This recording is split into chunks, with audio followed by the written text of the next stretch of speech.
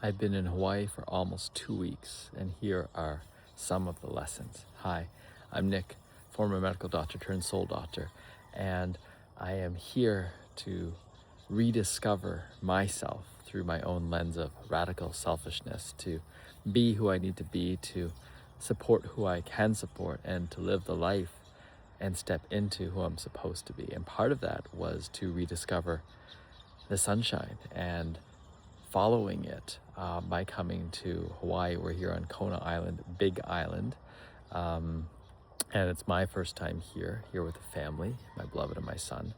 And it's been 2 weeks, almost. Tomorrow's 2 weeks. And what have I done? What have I learned? Well, we're living in this place called Hawaiian Paradise Park. And it's not some place that most people know because it's an out-of-the-way place for locals living on a 1-acre piece of property. There's darkness. What is it like to actually hear the frogs at night, to be woken by the birds, to have the roosters crowing, to have the pigs coming through, to be able to see what being on land, being in rain, being in this wet season is, and having the sunshine come up. Some of the principles that I've had are I'm going to wake up at least 5 out of 7 days, head to the beach, Maku Beach is nearby, the rocks, the cliffs, and see the sunrise. And I've done that Monday to Friday of last week. Every sunrise, it's usually about 6:30, 6:40 a.m. Getting there beforehand, staying for about an hour total to be here with the lights. I've also managed to still continue my coffee and urine enemas, usually afterwards, sometimes before, and that's what I'm doing right now. But I recognize my priority is the sunrise. I recognize that here there's darkness at night. There's not a lot of street lights, anything else like that. So it's trying to get to bed with the darkness to wake up with the sunrise. I've been to the farmer's market. There's been a Rebels farmer's market on traditional Hawaiian land, and there's been the main farmer's market as well, both of which were unique in their own ways. Big, lots of people, got invited to drum circle, connecting with locals, getting connected with the community, seeing people. Here, there's much more of a sense of family, a sense of non-conforming, a sense of this is more recent. Hawaii's only become part of the U.S. in 1950, and hearing some of the possible stories of how it became that, how businessmen may have influenced that, how there was a breakdown, all these different things, and learning about it, learning about the culture has been really interesting. And in that sense, it's cultivating a different sense of what life is like. I'm looking at how do we switch our trip here from 3 weeks to 3 months, and what that might look like. And there's a challenge associated with that as well. There's a challenge of what is our own belonging? What is there to do? What is there to change? And then today coming to the realization, neti, not this, not that. If not this, then what? What do we want to do in terms of planting our roots, planting down seeds, planting down ways of living, planting down health? For my own self, my own solar callus, my own recalibration of my hormones improved greatly. For my son especially, his skin has improved greatly. We're getting more in touch with nature, with land, with eating amazing fruits and vegetables that are all grown here. And what is that like when we get to try out different things we never had before? And even some things we never had them as locally, as easily accessible as they are now. And as organic, we've met some amazing people, most of them from the west coast of the US, who've come out here eventually, whether it's 4 years ago, 20 years ago, who've created organic farms, who are now spearfishing, who are eating off the land, who are here with families, who are raising them differently, who are experiencing life differently, slowing things down. And that's a big thing. We're here with friends, and they're reminding us, can you actually come here for an extended vacation and see what that's like?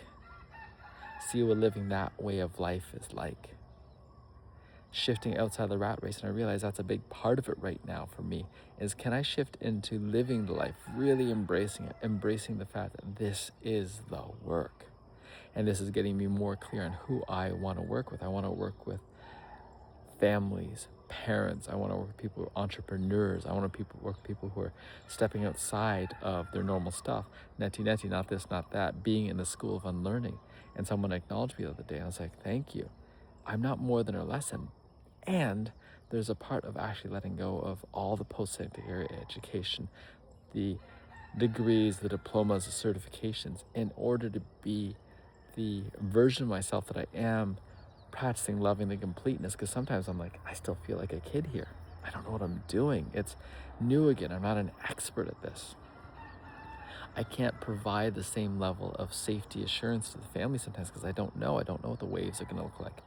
And when I look at the waves enough, because I've been there for over 7 days of sunrise now, I can see the turtles under the water. I can see them when they appear because it's a fleeting moment. It's not a captured moment. It's the flow of the moment. But when you're there enough, you get to see it. You get to witness it. You get to witness the spray. You get to witness the land. You get to witness the earth. You get to witness the grounding differently. And recognizing what is it like when I recalibrate. I'm no longer looking at a neighbor's window. I'm no longer in a condo. The background EMF here is at least 100 times lower than it is back home. At least 100 times. 100. That is exponential. That's 10 to the power of 2. So it's not just a linear, it's not a percentage.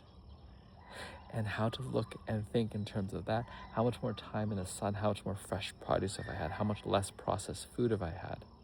It's exponential. And we're collecting rainwater here. We're living differently here. And it is local to here. How many more eruptions have I been witness to in terms of being nearby? How many more lava flows have I driven over? And to be patient and kind with myself, my beloved, because we're making big changes right now. So there are periods that feel like depression, confusion, periods that feel like, oh my God, what are we doing? And so I remind myself of that, to remind others of that, because I have been working with others to remind them, hey, how do you actually shift up life? How do you move? How do you get into the sun? And recognizing that's actually the hardest choice. Actually moving, actually getting in the sun, actually changing things up entirely is more work than it is to just change your job, change a career, change a slight habit. And part of it for me is to recognize all the things that I'm not doing properly, and I could either shame myself or notice it more. How am I talking to people, trying to get agreement? How am I stepping into the unknown? How am I trying to rush ahead? How am I forgetting the things that I have control with and trying to outsource and abdicate my roles as much as possible? And how now do I keep going back to what can I do best? And part of it is this reflection, part of this coming back together, part of this sharing. And how do I share from a different place? So recognize for yourself, what is this season? And soon I'm going to be stepping the season. And I have already been stepping the season, reflecting even for my business, my company, myself, doing my year-end kind of compass review. But the interesting thing is the compass, before I used to think of as this definite fixed thing that will always show magnetic North Pole, which is always going to stay the same.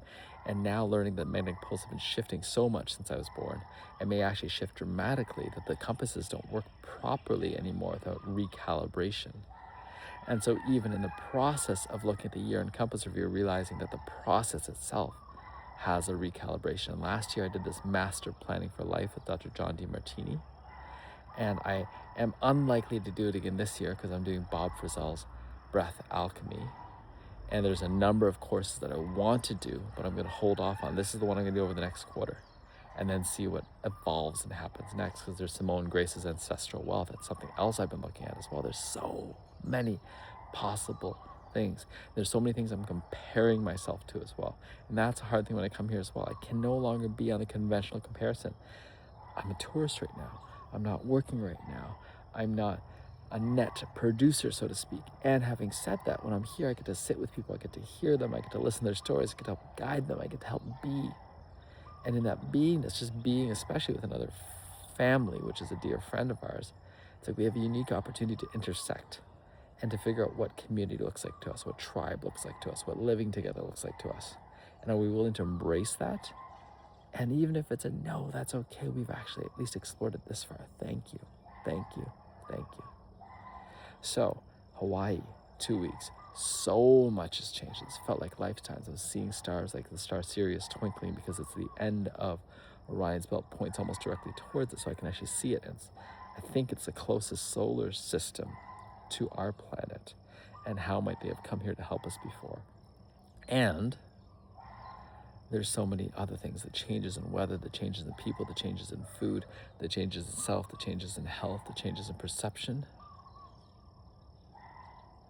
the changes in planning, the changes in being, the changes in listening, hearing different stories, meeting someone who's actually met Terrence McKenna. It's so cool to see that a lot of the people that I'm listening to right now are just 1 degree of separation away. It used to be at least 60 degrees, 1 degree of separation away.